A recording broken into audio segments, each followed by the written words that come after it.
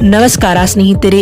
ಲಂಕಾ ವಿರುದ್ಧ ಸೋತಿದ್ದ ಮೂರನೇ T20 ಪಂದ್ಯವನ್ನ super ಓವರ್ನಲ್ಲಿ ಗೆದ್ದುಕೊಂಡ ಬಳಿಕ ಅತ್ತರು ಸೂರ್ಯಕುಮಾರ್ ಯಾದವ್ ಬಳಿಕ ನೀಡಿದರು ದೊಡ್ಡ ಹೇಳಿಕೆ. ಹಾಗಾದರೆ ಸುದ್ದಿಯ ಸಂಪೂರ್ಣ ಮಾಹಿತಿ ಏನು? ಅಷ್ಟಕ್ಕೂ ಲಂಕಾ ವಿರುದ್ಧದ ಟಿ20 ಸರಣಿ ಗೆದ್ದ ಬಳಿಕ ಸೂರ್ಯಕುಮಾರ್ ಯಾದವ್ ಹೇಳಿದ್ದೇನು ಗೊತ್ತಾ? ಹೀಗೆ ಇದರೆಲ್ಲದರ ಬಗ್ಗೆ ಇವತ್ತಿನ ಈ ಒಂದು ವಿಡಿಯೋದಲ್ಲಿ ತಿಳಿಸ್ಕೊಡ್ತಾ ಹೋಗ್ತೀನಿ. ಆದ್ದರಿಂದ ದಯವಿಟ್ಟು ಈ ವಿಡಿಯೋವನ್ನ ಕೊನೆವರೆಗೂ ನೋಡಿ.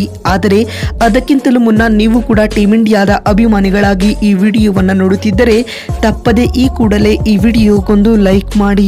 ಹೌದು ಸ್ನೇಹಿತರೆ, ಪಲ್ಲೇಕೆಲೆ ಅಂತಾರಾಷ್ಟ್ರೀಯ ಮೈದಾನದಲ್ಲಿ ನಡೆದ ಭಾರತ ಮತ್ತು ಶ್ರೀಲಂಕಾ ನಡುವಿನ ಮೂರನೇ ಟಿ20 ಪಂದ್ಯವನ್ನ ಟೀಮ್ ಇಂಡಿಯಾವು ಸೂಪರ್ ಓವರ್ನಲ್ಲಿ ಗೆದ್ದುಕೊಂಡು ಹೊಸ ಇತಿಹಾಸ ಸೃಷ್ಟಿಸಿದೆ.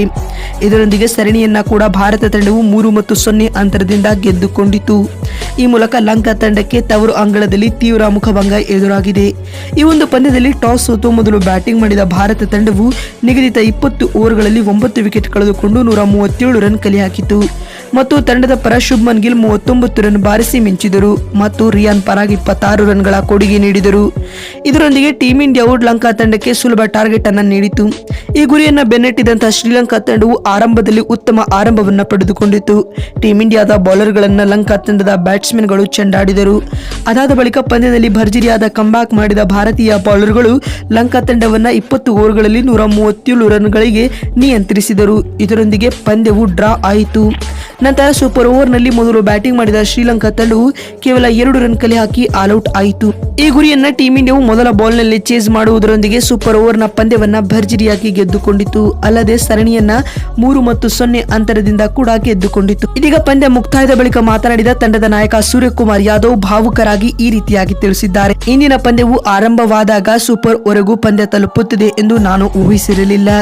ಪಂದ್ಯದಲ್ಲಿ ಉಂಟಾಗುವ ಪರಿಸ್ಥಿತಿಗಳಿಗೆ ನಾವು ಸಿದ್ಧರಾಗಿರಲೇಬೇಕು ಮತ್ತು ಕ್ರಿಕೆಟ್ ಒಂದು ಅನ್ಪ್ರೆಡಿಕ್ಟೇಬಲ್ ಆದ ಆಟವಾಗಿದೆ. ನನ್ನ ಹೆಗಲ ಮೇಲೆ 130 ಕೋಟಿ ಭಾರತೀಯರ ಅಭಿಮಾನಿಗಳ ಭಾವನೆ ಇದೆ. ಅವರಿಗೆ ನಿರಾಸೆ ಮಾಡಲು ನನಗೆ ಇಷ್ಟವಿಲ್ಲ. ಪಂದ್ಯದ ಮಧ್ಯೆ ನಾನು ಒಳ್ಳೆಯ ನಿರ್ಧಾರಗಳನ್ನು ತೆಗೆದುಕೊಂಡಿದ್ದೇನೆ ಎಂದು ಸೂರ್ಯ ತಿಳಿಸಿದ್ದಾರೆ. ಮತ್ತು ಮಾತು ಮುಂದುವರಿಸಿದ ಅವರು, ರಿಂಗೋ ಸಿಂಗ್ ಇಂದಿನ ಪಂದ್ಯದಲ್ಲಿ ಉತ್ತಮವಾದ ಬೌಲಿಂಗ್ ಅಟ್ಯಾಕ್ ಅನ್ನ ಮಾಡಿದ್ದಾರೆ. ನಾವು ಸರಣಿ ಉದ್ದಕ್ಕೂ ಉತ್ತಮ ಪ್ರದರ್ಶನವನ್ನ ತೋರಿದ್ದೇವೆ. ನಾನು ಪೂರ್ಣ ಪ್ರಮಾಣದಲ್ಲಿ ನಾಯಕನಾದ ಬಳಿಕ ಮೊದಲ ಸರಣಿಯನ್ನ ಗೆದ್ದಿರುವುದಕ್ಕೆ ನಾನು ಭಾವುಕನಾಗುತ್ತಿದ್ದೇನೆ ಎಂದು ಸೂರ್ಯ ತಿಳಿಸಿದ್ದಾರೆ. ಮತ್ತು ಮಾತು ಮುಂದುವರಿಸಿದ ಅವರು, ಕ್ಯಾಪ್ಟನ್ ಆಗಿ ನಾನು ಮುಂಬರುವ ಸರಣಿಗಳಲ್ಲಿಯೂ ಇದೇ ರೀತಿಯಾದ ಆಟವನ್ನು ನೀಡಲು ಎದುರು ನೋಡುತ್ತಿದ್ದೇನೆ ಎಂದು ಭಾವುಕರಾಗಿ ಸೂರ್ಯ ತಿಳಿಸಿದ್ದಾರೆ.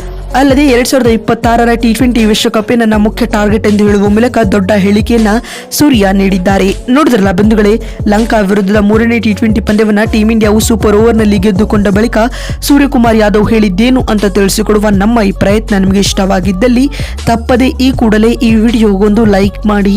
ಮತ್ತೊಂದು ವಿಡಿಯೋದಲ್ಲಿ ಸಿಗ್ತೀನಿ. ಅಲ್ಲಿವರೆಗೂ ನಮಸ್ಕಾರ, ಧನ್ಯವಾದಗಳು ಸ್ನೇಹಿತರೆ.